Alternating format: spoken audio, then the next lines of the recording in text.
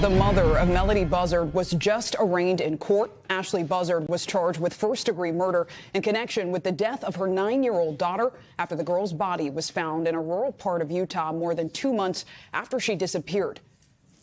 Authorities believe Melodee was killed on October 9th during a multi-day road trip she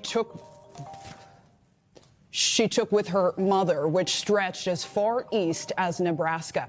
Joining us now, NBC News correspondent Stephen Romo and NBC News legal analyst Misty Marris. Misty, I'll start with you here. Walk us through what local authorities are saying. I understand they say there's significant evidence against Ashlee Buzzard.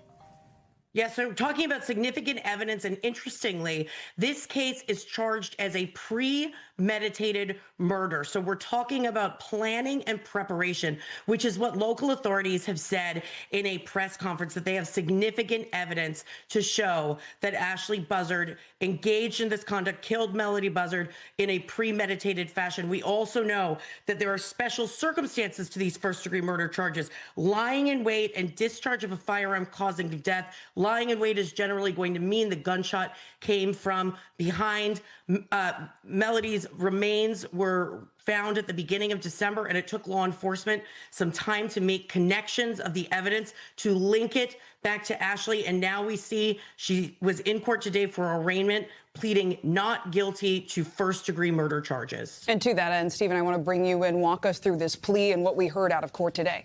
Yeah, just such a tough case, seeing pictures of young Melodee here and then hearing what is accused, what her mother is accused of. We did hear from Misty there, the arraignment just wrapped up with Ashlee pleading not guilty to first-degree murder. And our producer in the courtroom described the audience there, the people in the courtroom, as groaning or gasping whenever that plea was made of not guilty, in part because so many people in that community feel directly connected to this, because it started with a missing persons case back in October.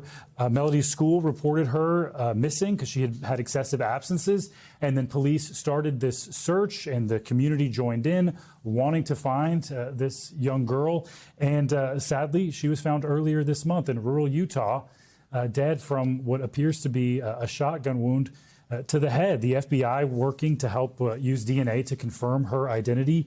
Just each step of the way, each new detail seems more horrifying than the last. And that would help explain the groans that were heard in the courtroom today. And to the point of location, Stephen, right, you mentioned she was found in Utah. Misty, why exactly is this trial happening in California? So this is actually very unusual. You're usually going to see murder charges brought in the state where the authorities believe the murder occurred, and authorities have said that they believe it happened sometime between traveling through the Colorado-Utah border, and ultimately the body was found in Utah. The charges are brought in California because what the authorities have said is that they have significant evidence of that premeditation, and all of that occurred in California, making that the proper jurisdiction for these charges. So this is going to be a unique case on that fact alone. And also, when you're talking about evidence that formulates premeditation, that all has happened in California and this multi-state search for evidence, this is going to be a little more complicated than it seems on its face. All right, Misty Marris, Stephen Romo with that breaking news. Thanks so much. We thank you for watching, and remember, stay updated on breaking news and top stories on the NBC News app or watch live on our YouTube channel.